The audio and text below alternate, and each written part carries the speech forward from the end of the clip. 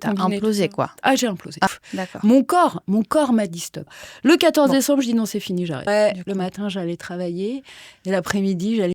Bon, je n'irai jamais, jamais, regarde-moi bien, je n'irai jamais dans un club. Et aujourd'hui, tu en as fondé un, voilà. Je me sens beaucoup plus à même de poser mes limites, d'avoir une autorité naturelle, en fait. Donc, ressources humaines, et j'ai commencé ma carrière, dans un cabinet d'audit et de conseil où je recrutais des cryptos et des hackers.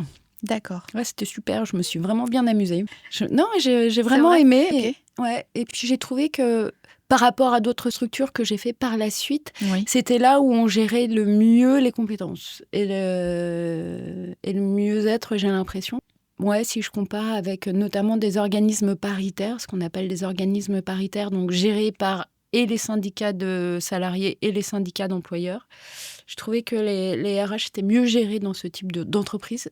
Et pour cause. Et puis ensuite, j'ai eu l'occasion d'évoluer et de me diriger plus vers le marketing, vers le lobbying, vers l'intelligence économique, vers le monde politique aussi, puisque j'ai eu une incursion dans le monde du syndicalisme au niveau de la Confédération. D'accord. Et des accords nationaux interprofessionnels, où j'ai pu aller au Sénat, à l'Assemblée nationale, où j'ai vraiment fait des choses très, très chouettes, mais aussi à l'occasion desquelles j'ai pu mesurer à quel point justement la réglementation, la loi, les pouvoirs publics et le monde globalement n'est pas fait en fait pour... Alors, pour le communisme, c'est sûr, pour l'anarchisme, encore moins, mais pour le monde du syndicalisme aussi. Les dés sont pipés dès le départ. Et ça, je dois dire que ça m'a... Ça m'a un peu te refroidir et du coup te faire choisir d'autres voies.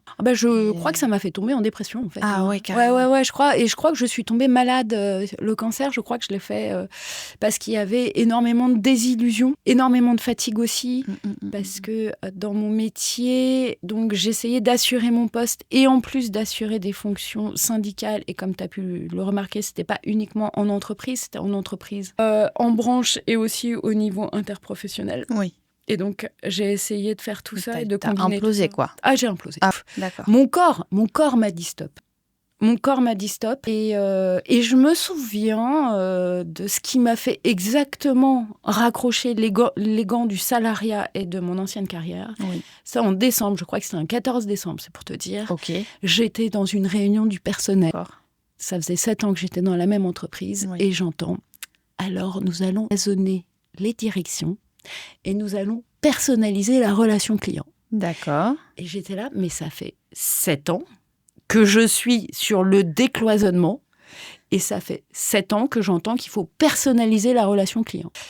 Et ça n'a pas changé. Ah là là. Et là, je me suis dit, non, c'est pas possible. En fait, je suis en train de perdre mon temps, je suis en train de perdre mon énergie parce que tu te rends compte aussi que ceux qui montent, c'est pas forcément ceux qui sont les plus compétents, mais c'est ceux qui font le moins de bruit.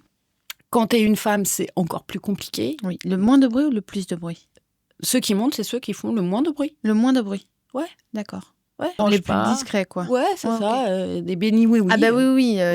Par opposition aux syndicalistes, quoi. Ouais, c'est ça. Au-delà de ça.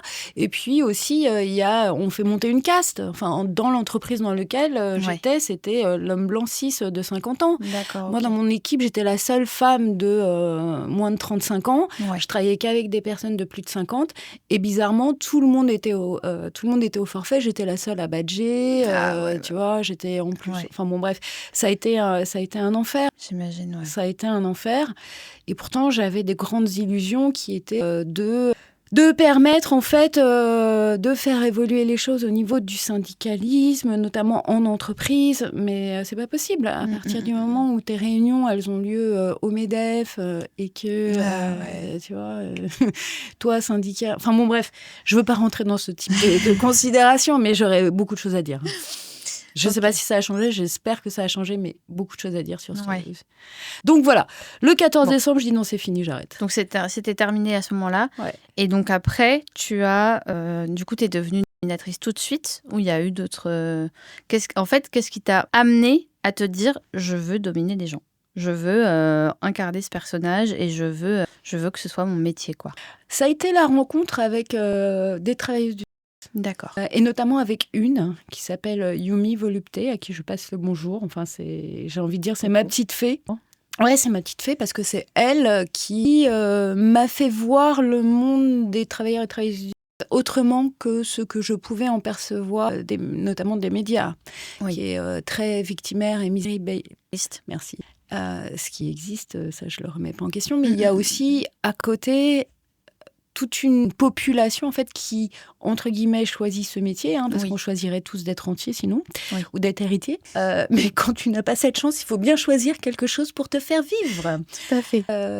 J'ai découvert cet univers-là et ça m'a donné envie en fait de plonger dedans. Il faut savoir que déjà avant, il y a très longtemps, j'étais sur Internet au moment où il y avait des 56K, pour ceux que ça parle, les modems avec le fameux bip bip bip. Okay. Donc j'étais là. Et je tombais sur agent de sécurité. Ah, voilà. Ouais. Donc maintenant, si tu tapes escorting, tu tombes moins sur agent de sécurité, mais à l'époque, voilà, c'était agent de sécurité. Mais j'avais déjà une curiosité pour cet univers-là, et je crois que j'ai une vocation, et je crois qu'il faut une forme de vocation pour aller dans cet univers-là, parce que, comme je le dis, le coût social est cher. Et ne pas être respecté comme humain, comme citoyen ou citoyenne, ça peut être difficile. Oui, voilà. D'accord. Et alors, ce qui m'a fait basculer, c'était ces rencontres-là. Ce qui m'a fait basculer aussi dans cet univers des créatifs, c'était ma rencontre avec Léa, qui a été la première animatrice que j'ai rencontrée. D'accord. Et qui, la première, m'a mis une dans les mains. Ok. Et j'ai trouvé ça assez naturel, tout en lui disant... Je n'irai jamais, jamais, regarde-moi bien, je n'irai jamais dans un club. Et aujourd'hui, tu en as fondé un, voilà. C'est ça qu'on met des doigts quelque part, on ne sait jamais où ça conduit. C'est une illustration. Voilà, donc j'ai découvert cet univers des travailleurs et travailleuses du sexe. J'ai été aux rencontres, puisque le STRAS, le syndicat du travail sexuel, organise des rencontres. Et heureusement, dès lors que tu as commencé, c'est vrai que c'est bien de se mettre en rapport avec la communauté parce que tu vois ce qui est OK, pas OK, enfin les bonnes pratiques, ce dont il faut se méfier, et ça te donne des outils pour ne pas, enfin pour travailler dans des conditions qui sont correctes. Et comme je travaillais, moi j'étais en mi-temps thérapeutique à un moment donné, donc le matin j'allais... Au moment du cancer. Ouais, le matin j'allais travailler et l'après-midi j'allais... Ouais. Ok. Ouais, c'était super. Ok, donc la demi-journée est cadrée, quoi. Ouais, voilà. D'accord. Et puis le 14 décembre, j'ai dit non, je peux plus. Je ne peux plus travailler dans le vide, en fait, parce que c'est ça, c'est travailler dans le vide. Ouais. D'ailleurs, je crois qu'il y avait... je sais plus qui avait écrit un livre sur EDF, et je me retrouvais assez dans ce qu'elle décrivait, dans cette structure, dans les cabinets de conseil et d'audit qui utilisent les organismes d'État comme des vaches à lait. C'est vraiment ça. C'est-à-dire que tous les 3 ans, ils se pointent et ils disent « Bon, les gars, on a une super idée, on va réorganiser. » Ah ouais, super. Et puis, au bout de 3 ans, ça y est, t'as réussi à mettre les trucs en ordre. Ils sont là. Les gars, on a une super idée. On va revenir comme avant. Et c'est ça tous les 3 ans. Ok, ouais, fatigue. C'est pour ça que ça marche pas. D'accord. De toute façon, on le sait, avec le Boston Consulting Group, le BCG. Oui. Bref, et me voilà donc animatrice, et 15 ans après, j'y suis toujours, et je dois dire que c'est un métier que je trouve épanouissant, riche, plein de surprises. Mais il faut vraiment être taillé pour ça. Ok. Et puis, surtout, ce qui est important, c'est d'avoir... Enfin, moi, j'ai eu la chance d'avoir l'appui de ma famille proche, mes parents. Ça compte. Ah bah... Oui, j'imagine. Là, en ce moment, je vis autre chose. Ça te détruit. Ouais. Ah ouais, ça te détruit. Ok. Le fait que... T'imagines le fait que tes proches te reconnaissent pas, ne veulent pas te parler, ne t'acceptent pas dans la même pièce. Enfin, c'est horrible. Déjà que... c'est une forme de mort sociale, en fait. Ah oui. Et moi, j'ai cette chance-là, c'est-à-dire qu'avec mes parents et puis le cercle que j'ai autour de moi, je suis pleinement acceptée et soutenue. Oui. Ouais. Ça compte énormément. Ouais. Ma belle-sœur, c'est elle qui a relu les épreuves du livre. Ouais. Okay. Ma mère, lorsque j'ai lancé l'Hérocratie, elle était présente sur les vernissages et tout. Et ça n'a pas de prix. Ouais, j'imagine. Ouais. J'ai envie de t'emmener sur un tout autre sujet, Oui. parce que comme je vois pas comment trop faire la transition avec ce dont on est en train de parler, et je te pose la question. D'accord? Vas-y, On y je va? la reçois. Allez. Alors, moi, je travaille avec des personnes qui sont en recherche un peu d'une post-experte d'autorité en ligne. Qu'est-ce que tu aurais à dire à ces gens-là? Est-ce qu'il y a des choses qui aident? Est-ce qu'il y a des choses qui... Toi, parmi les gens qui viennent au King Study, est-ce que tu vois des transformations? Qu'est-ce qui peut permettre ces transformations si Alors c'est moi, je approprié vois de des parler gens de qui se ça? transforment Ouais. parce que vivre sexualité hors norme seul t'amène à te poser des questions sur est-ce que c'est normal, pas normal. Surtout si tu as face à toi un ou une partenaire qui te place en insécurité ou qui te dit que c'est pas OK, etc. Le fait de venir, et c'est pour ça que je parlais de la communauté tout à l'heure sur Oui. le travail du Oui. mais le fait aussi d'intégrer la communauté ou les communautés dans cet univers des créatives, ça te permet en fait de te rassurer et de prendre conscience de la force que tu as. Majoritairement, moi, je reçois des femmes à l'école des Arts Sadiens. Ça a été ça et c'est toujours ça. Et en fait, je leur fais prendre conscience que dans l'univers les personnes qui ont le pouvoir, c'est les femmes. Oui. Et ça leur fait du bien. Notamment pour les personnes qui se soumettent à des femmes qui sont et qui sont en extase devant leur... qui parfois les met dans des incertitudes, dans une forme d'insécurité, parce que Ouais. ça leur permet justement de mettre en place des mécanismes d'emprise.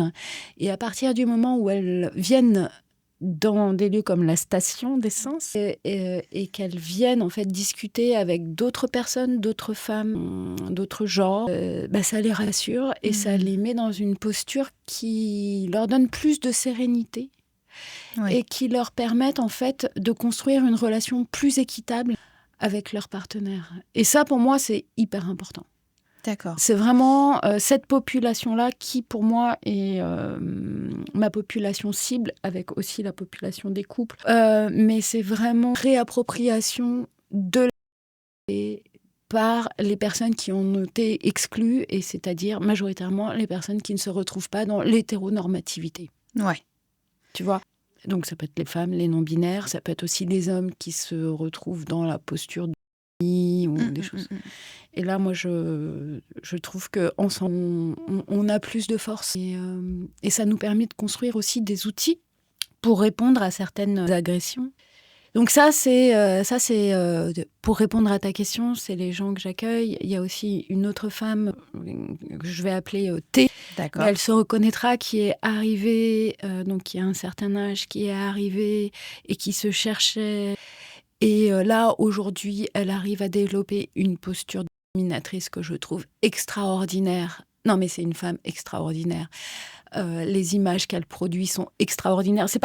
On n'est pas dans elle a développé en fait une figure dominatrice qui sort de ce qui est attendu de la belle femme, tu vois, avec la belle un tenue. peu classique. Pas du tout. Elle a développé un autre truc où elle ne domine que avec ce qui n'est pas vendu dans des shops. Oui. Et puis elle nous a fait une performance lors du dernier gala des Arts Sadiens qui, moi, m'a mis par terre, je pleurais. Ah ouais. Et ouais, c'était magnifique. Waouh. Ouais, extrêmement puissante. Et en fait, elle... Enfin, je sais pas, j'ai l'impression... Tu l'as vu vraiment éclore, en fait. Exactement. Ouais. Et ça, j'imagine que ça a des répercussions dans d'autres sphères de la vie, parce que si dans ta vie intime, tu gagnes cette confiance comme ça, et puis ce pouvoir finalement, est-ce que ça t'aide dans d'autres endroits de ton existence, de la sphère pro, au hasard ? Je pense que le fait de réfléchir à ce qu'on veut et ce qu'on veut pas, et de s'exercer à le dire dans sa vie sexuelle, comme on s'entraîne justement sur l'école des Arts Sadiens, permet de dire non plus facilement ou de fixer ses limites, je crois, plus facilement dans le monde professionnel. Il me semble. Ça permet, je pense, de trouver une assurance et une confiance qu'on n'a pas forcément dans le monde professionnel. Donc je pense que effectivement il y a un basculement entre l'un et l'autre, ou on dépasserait plutôt. des passerelles. Des passerelles, ouais, de l'un à l'autre. Parce que il y a une personne qu'on connaît toutes les deux qui est M, et donc M, moi, c'est une personne qui m'a plusieurs fois confié que le fait de se chercher comme ça, d'explorer des choses dans son intimité, lui avait permis d'être beaucoup plus assurée dans son travail. C'est quelqu'un qui a une carrière, qui a maintenant, je ne veux pas dire son métier parce que ça pourrait la donner trop de détails, mais elle a fait une très très belle carrière.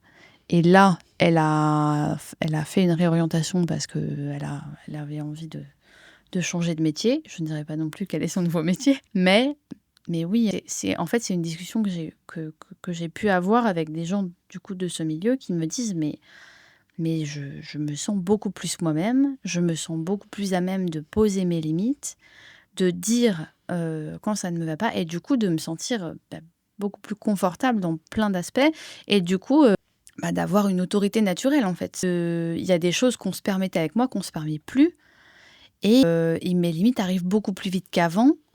Et ce personnage que j'ai trouvé me permet de donner confiance aussi, parce qu'il y a un cadre qui est là, il y a une forme d'autorité naturelle, et ça, c'est hyper précieux dans la sphère professionnelle, quoi. Oui, je pense il y a aussi un meilleur équilibre, je crois. Ce monde parallèle des créatifs, c'est le monde des jeux. C'est un peu le terrain de jeu qu'on pouvait avoir quand on était enfant et qu'on allait jouer. Là aussi, on trouve un espace où on est dans le lâcher-prise, où on va crier, pleurer, hurler, rire. Et oui, mais ça fait du bien en fait, Oui. tu vois. C'est ce qui permet justement de prendre du recul Ouais. et de lâcher. De s'autoriser beaucoup plus. Ouais. Ok. Intéressant. On parlait de l'autorité. Alors j'étais là, c'est le moment. C'est le moment difficile. Pourquoi tu peines un peu à faire le lien Non, ça va me faire rire. Moi, je suis pas une personne autoritaire.